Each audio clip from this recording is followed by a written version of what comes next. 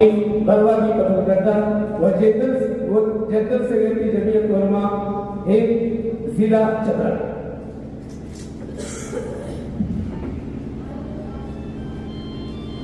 अस्सलामु अलैकुम व रहमतुल्लाहि व बरकातुहू।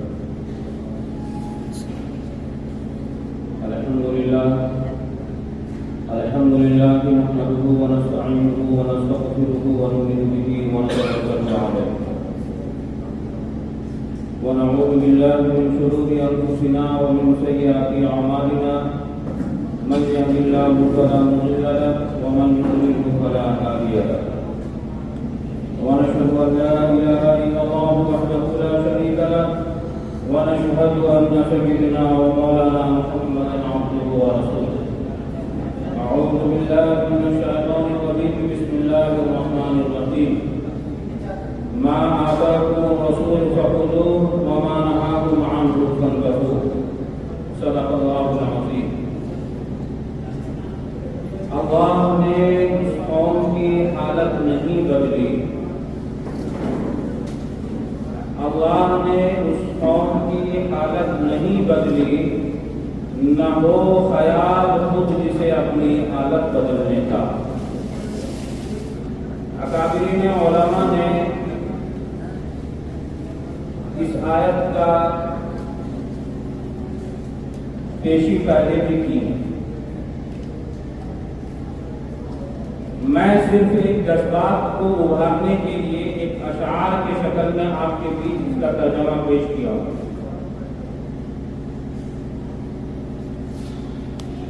पहली जो मैंने कुरान पाक की आयत पढ़ी है, मेरे मोहतरम बुजुर्गों और दोस्तों, उस आयत करीमा से मुराद ये नहीं है कि हमारी जिंदगी सिर्फ काला रसूल की ही तरफ चले।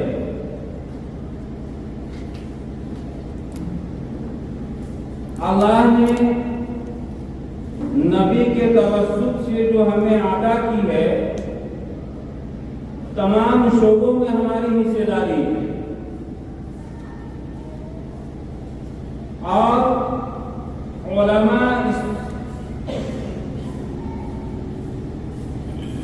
ये कमजोरी का शिकार बन गए हैं कि हमारा काम सिर्फ मस्जिद और मदरसे ही की सिस्टम पर बना रहे। ऐसा नहीं है।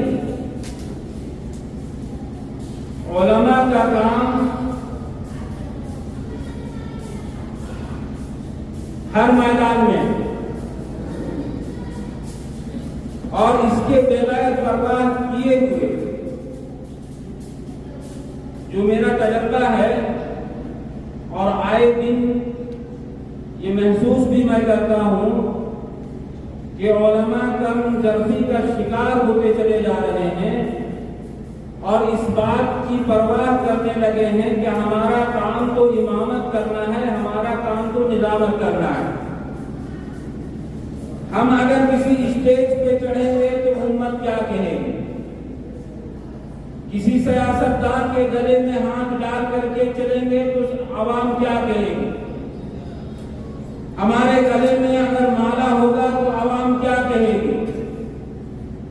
ये कमजोरी का शिकार उलमा होते चले जाते और यही सबब है कि हमारी जो है आवाज दब गई। मैं इस बात को बड़ी दावे और मजबूत के साथ कहता हूं कि आज के डेट में ही नहीं, इस जमाने में जब से हजरत आदम की वजूद हुई है, उलमा से बढ़िया,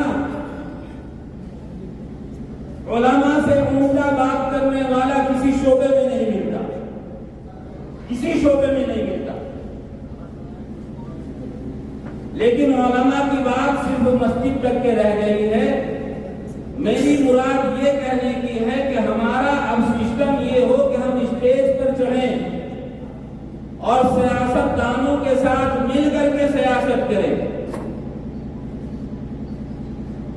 उलमा को आगे बढ़ने का इससे बड़ा प्लेटफॉर्म और कुछ नहीं मिलेगा। दूसरी बात यह है कि हमारे मौजूद जनाब कारी मुमताज साहब की निजामत में ये बात बार बार आ रही है कि हम मौजू पे बात करें कि आखिर हमारी पस्ती का इलाज क्या है। हम जो गिरते चले जा रहे हैं, हमारा माशरा जो गिरता चला जा रहा है, उसका इलाज क्या। आज ये पूरी उम्मत रोती है, पूरी उम्मत। अगर आलिम है तो वो भी रो रहा है, डॉक्टर है तो वो भी रोता है, इंजीनियर है वो भी रोता है, और सबका रोने का अपना अपना एक अंदाज है। आलिम रोता है, उसको दुनियादारी मालूम नहीं, डॉक्टर रो रहा है, उसको दीनदारी मालूम नहीं, इंजीनियर रो रहा है, उसका दीनदारियत मालूम नहीं। सबका एक महकमा बढ़ता चला गया, सबका एक दायरा जो है सिमटता चला गया। एक इंजीनियर से आप पूछोगे कि बेहतरीन से आप कलिमा पढ़ दो तो वो कलिमा नहीं पढ़ पाता।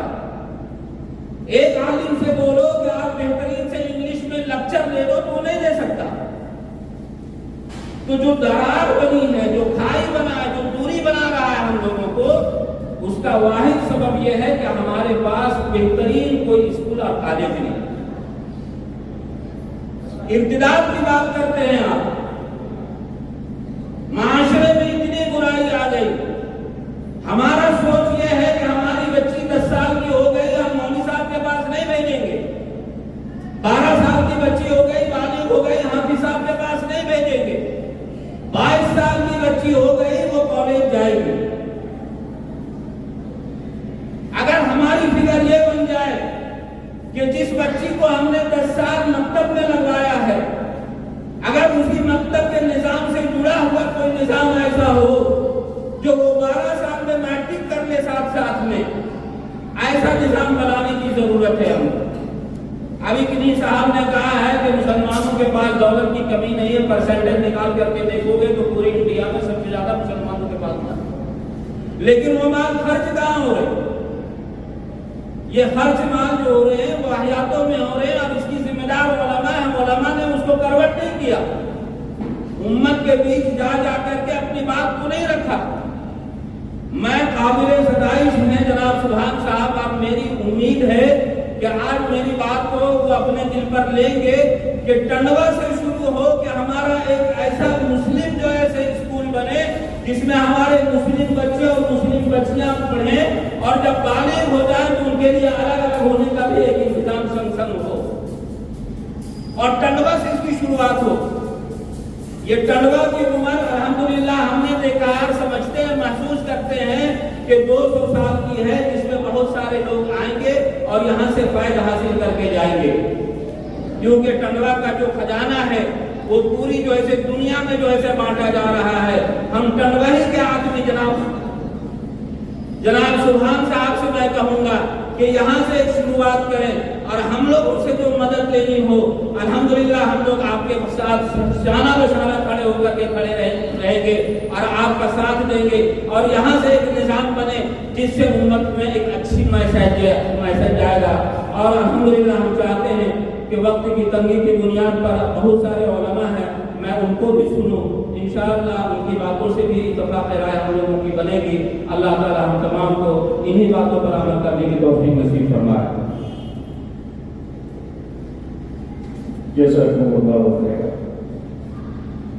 हर एक शिकस्त देगी तुझे हौसला नया, हर एक शिकस्त देगी तुझे हौसला नया, मुमकिन नहीं है जीत कोई हार के मिले। आइए मैं आपके बीच एक अजीम शख्सियत को हाजिर करूं, मदू करूं। मेरी मुराद खातिम कौम मिल्लत जनाब हाफिज सलीम अख्तर साहब फैजी। मैं गुजारिश करता हूं कि आप मौजू अगराज़ो मकासिद को खूब समझ रहे हैं, उसी के तनाजुर में अपनी गुफ्तगू रखें।